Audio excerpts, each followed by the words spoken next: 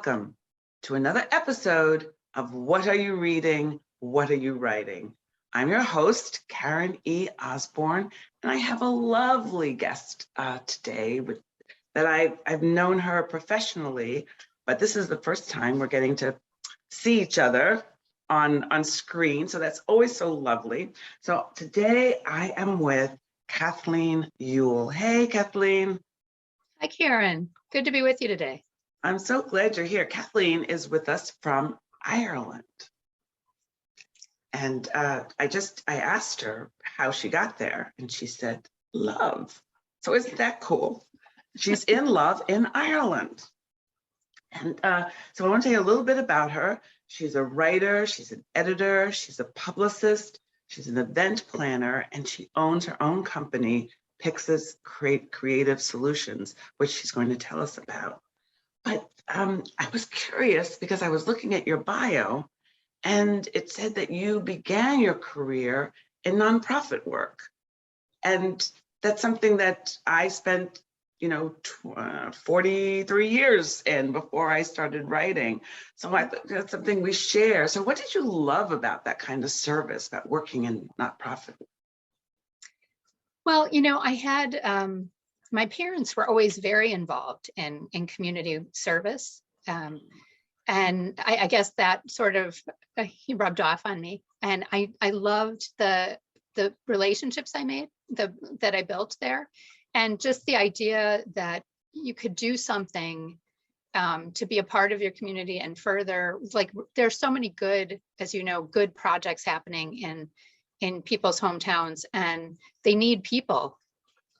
And I really found that rewarding to be able to help further, those good causes. In my case, generally it was educational foundations. I think you as well.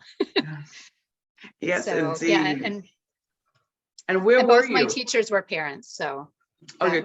Both of my parents were teachers, yeah. And I'm sure that both of your parents were teaching you too, so. Yes. And where were you when you were doing that work? I was in Wisconsin at that time. Okay, so Wisconsin. Yeah. And so besides being ex nonprofit person, you also are a reader. We all, all of us creators tend to be readers as well, various things. So what's on your to read pile that you're looking forward to? Oh, well, my to read pile is always large.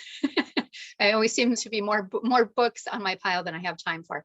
But right now I'm looking forward to Colm Tobin's The Magician. That's been on I pre-ordered it, and it's been sitting there waiting for me since it came out. And I'm really looking forward to that. His book, The Master, if you've never read it, one of my favorite books of all time. So I'm looking forward to The Magician. And I'm also reading, also on pre-order, The Good Left Undone by Adriana Trigiani. And that's also, it's coming out in April. And so I'm excited for that. It's a good family saga set in Tuscany around the Second World War. And she's so good at really lush description and family relationships. So I'm looking forward to that as well. Oh, that sounds good. That sounds like my kind of book. I like it. I like the way that sounds. And there's some books that you've already read that you could recommend to our audience. I just finished, if you have mystery readers in your audience, which I'm sure you do because you're a mystery thriller writer, The Devotion of Suspect X by Keigo Higashino, a Japanese thriller writer. And this book's a little bit older. I believe it was first released in 2005, 2007, somewhere in there. But it's been on my list for ages, and I finally got to it, and it was really fabulous. It's so detailed, and you get the crime up front, and then you're watching everything unfold to the solving of the crime, and it's just the most detailed, methodical sort of mystery that I've read in a long time, and just just fascinating inner workings of characters and, you know, a twist at the end you just did not see coming. Wow, that sounds wonderful. My to read pile continues to grow. It sounds really good. Now, I read also in your bio that you write poetry and that you're a published poet. Tell us about your writing journey. Well, probably like most of your viewers, I loved reading from early on and got into writing quite young. I was always writing stories. My sisters and I would write little, you know, our own little screenplays, and they never went on with that. But I really loved writing, and I just wanted to be an author. And I read off my parents' shelf. I picked up one day, my dad had a collection of William Butler Yeats poetry. I was probably 12, I would say. And I'd never really been that into poetry per se, you know, the usual childhood kinds of verses that you read. And something about it just clicked with me. And I started to write poetry, very bad poetry, of course, in the beginning. But I kept at it and majored in English in college, and then went on just, you know, plugging away, and then started to publish poetry. By then, a lot of things had gone to poetry online journals and things like that. So that's, yeah. So I'm currently, as I say, uncollected. My poems, I've never put together a collection, but my poetry is out there online. Oh, that's so cool. I too wrote bad poetry as a young person. And it's interesting that you mentioned Yeats, because I did my college paper on his poetry. And then I fell in love with E.E. Cummings. You know, I love E.E. Cummings. Yes, no capitalization, no periods, no commas. It was so it was great. And then I wrote a lot of revolutionary poetry, but it was all really bad. Unlike you, nobody wanted to publish it. Unlike you. Well, one of my favorite things to blend poetry and reading is I love to read like the correspondence of poets to each other, the great poets. Yes. Like Elizabeth Bishop and Robert Lowell. That's fascinating reading. That's cool. That is very cool. All right. So are you working on anything now? I made the switch to fiction a few years ago on the recommendation of a friend who's a published author, who said, he thought I had more to say. He said, Kathleen, you have more to say than poetry, the vehicle of poetry allows. And I think you should try fiction. I think you'd really be good. And I was like, well, I had no idea for a book in mind at all. And I said, I don't know what to write. And he said, just start writing. So I did.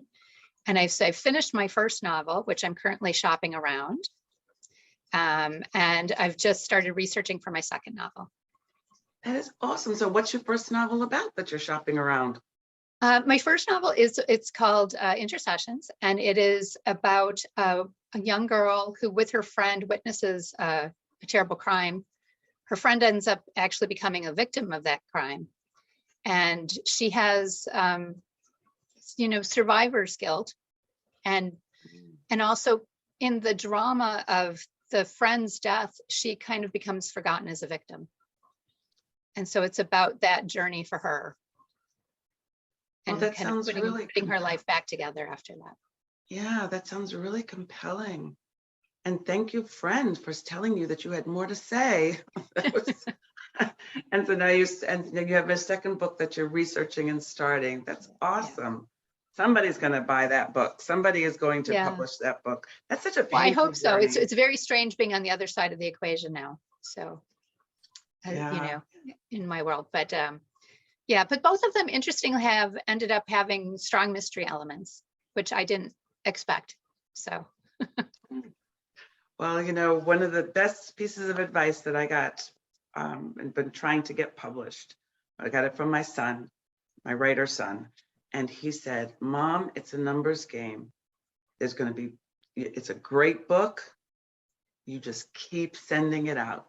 I used to like send out get a couple of rejection letters, weep, lick my wounds, and then, Yeah. okay, I'll try. And he said, no, just like do it every day. Just do it, Yeah. because somebody's going to want your book. It's true. Yeah. So That's that's true. what you tell your clients? I do. I do. That's good. So tell us about your business.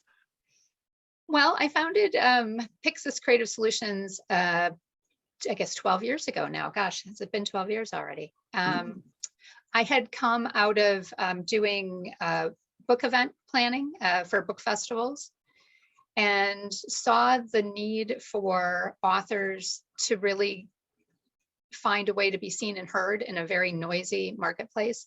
Yes. And I especially was drawn to authors who were with smaller presses. And so my business is about helping them market a book, maintain sort of that marketing push throughout there's a cycle for books, helping them maintain that, creating marketing materials, figuring out what they need in terms of a website, social media presence, and then really trying to support that through that arc of especially that first year of a book. So the first year of a book is the most important year in terms of sales and. It really is. The market tends to forget about anything after about 8 months or a year. So it's really important to hit the ground running early. And so I'm working with authors who have come to me sometimes finding out a little late in the game that their publishers don't really offer much in terms of marketing support. And so for anyone who might be watching, the earlier you get to a publicist, the better, because it takes a while to lay out a strategy for selling your book. And the earlier you get the help, the better. Yeah, so kind of a pre-launch, launch, post-launch strategy. Is that the approach? Definitely. Because there are things that you'll be doing in the early going of a book, even pre-release, that that kind of marketing falls away, and then your push is a different thing. Like you might be focused on getting reviews and things in the beginning, but eventually that stops, and then you're focused on getting appearances and being out talking to your readers. Yeah. Yes, out talking to your readers. That's what we love to do. We love all you readers out there. We love you. Well, Kathleen, if somebody was interested in your poetry, if they were interested in helping you get your book published, because they're a publisher out there watching us, or if they just want to find out more about your company, how can they find you online? They can find me on my website, which is Pixis, PYXISCS.com. And I'm also on LinkedIn under my name, Kathleen Eull, and on Twitter, also at Pixis. And yeah, so if people are looking for help, with promotion, I also do some editing. I find that some authors, even in the build up to wanting to submit their books, they really haven't had a chance to they might have had friends read it, but not have an editor actually read it to make sure it's really clean copy. So I do offer that service as well. That's such an important thing before you send out your book, is that you've had it professionally edited. Our eye sees what it wants to see, what you meant to put it there, right? Well, thank you so much, Kathleen, for joining us, and thank all of you for joining us.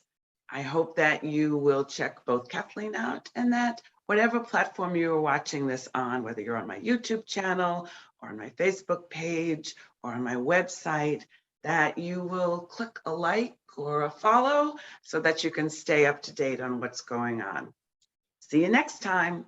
What are you reading? What are you writing?